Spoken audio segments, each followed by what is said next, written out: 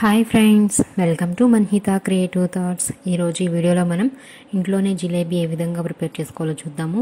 అచ్చం street side ఫుడ్లా ఉంటుందండి, చాలా టేస్టీగా ఉంటుంది. ఒకసారి తప్పకుండా ట్రై చేయండి. చూసారు కదా, క్రిస్పీగా అండ్ జ్యూసీగా చాలా టేస్టీగా ఉంటాయి. తప్పకుండా రెసిపీని అయితే ట్రై చేయండి. గుల్లగా వచ్చినాయి. చిన్న చిన్న టిప్స్ ఫాలో అయితే జిలేబీలు ప్రిపేర్ చేయడం చాలా ఈజీ. చూస్తున్నారు కదా, చక్కగా క్రిస్పీగా ఉన్నాయి, అంతే టేస్టీగా ఉంటాయి. సో ఈ వీడియో కనుక మీకు నచ్చితే కనుక తప్పకుండా లైక్ చేయండి, షేర్ చేయండి, సబ్స్క్రైబ్ చేయడం మాత్రం మర్చిపోకండి. అండ్ అలాగే పక్కనే ఉన్న బెల్ ఐకాన్ని క్లిక్ చేయండి. ఇలా చేయడం వల్ల నేను అప్లోడ్ చేసే ప్రతి వీడియో నేరుగా మీ వరకు వస్తుంది. ఇప్పుడైతే ప్రాసెస్ చూద్దామండి.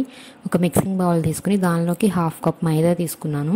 అండ్ అలాగే కొద్దిగా సాల్టు, కొంచెం వంట సోడా వేసాను. ఇది 1/2 కప్ నేను పిండి తీసుకున్నాను కాబట్టి కొంచెం ఒక 1/4 కప్పులో పెరుగు తీసుకున్నాను. కొంచెం పుల్లటి పెరుగు అయితే టేస్ట్ బాగుంటాయండి జిలేబీలు. ఇవన్నీ బాగా మిక్స్ చేసుకోవాలి, గడ్డలు లేకుండా బాగా కొద్ది కొద్దిగా వాటర్ వేసుకుంటూ మిక్స్ చేసుకోవాలి.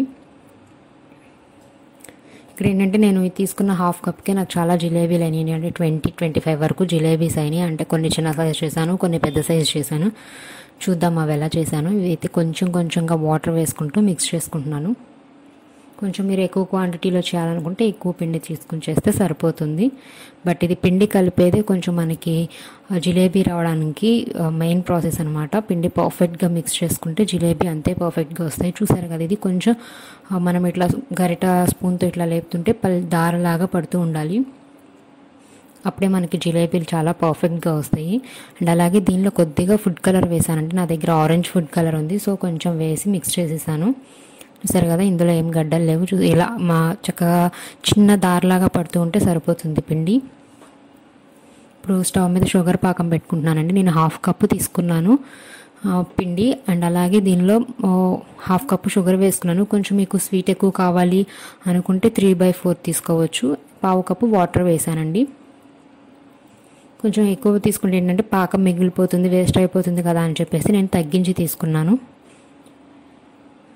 ఇదైతే పాకం మనం వేసిన షుగర్ అదంతా కరిగిపోయిందండి. ఇప్పుడు దీనిలోకి ఒక చెక్క వేస్తున్నాను, నిమ్మకాయ రసం వేసాను. అలా వేయడం వల్ల ఏంటంటే పాకం షుగర్ పొడిలాగా తయారవకుండా ఉంటుంది. జిలేబీ పట్టుకుంటే చక్కగా మనకి జ్యూసీగా ఉంటుంది. చూసారు కదా, ఇది కొంచెం స్టిక్కీగా ఉంటే సరిపోతుందండి పాకం.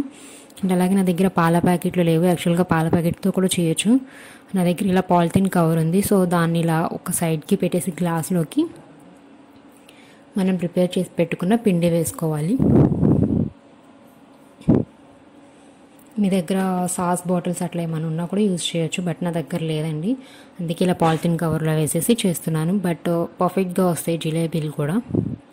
ఇలా ఇదంతా ఒక సైడ్కి చేసేసి మనం మిగిలిన కవర్ అంతా కూడా ఫోల్డ్ చేసేసి దానికి రబ్బర్ బ్యాండ్ వేసుకోవాలి. చూసారు కదా, ఇలా కోన్ షేప్లో చేసుకోవాలండి మనం వేసుకున్నది.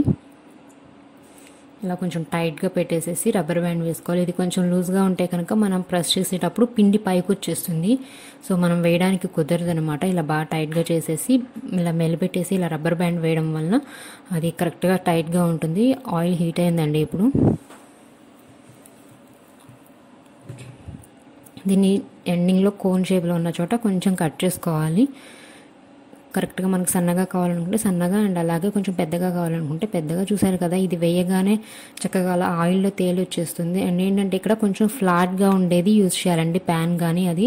ఎందుకంటే మనం వేసినప్పుడు వెంటనే లేస్తుంది. అదే కొంచెం బాండీ లాంటిది అయితే డౌన్ ఉంటుంది కదా, ఇలా కొంచెం డౌన్గా ఉండడం వలన మనకి పర్ఫెక్ట్గా రావు. చూసారు కదా, ఇది ఒకవైపు ఫ్రై అయిన తర్వాత సెకండ్ వైపు కూడా టర్న్ చేసుకుని ఫ్రై చేసుకోవాలి. ఇవి మన చక్కగా ఆయిల్ బాగా హీట్ అయి ఉండాలండి.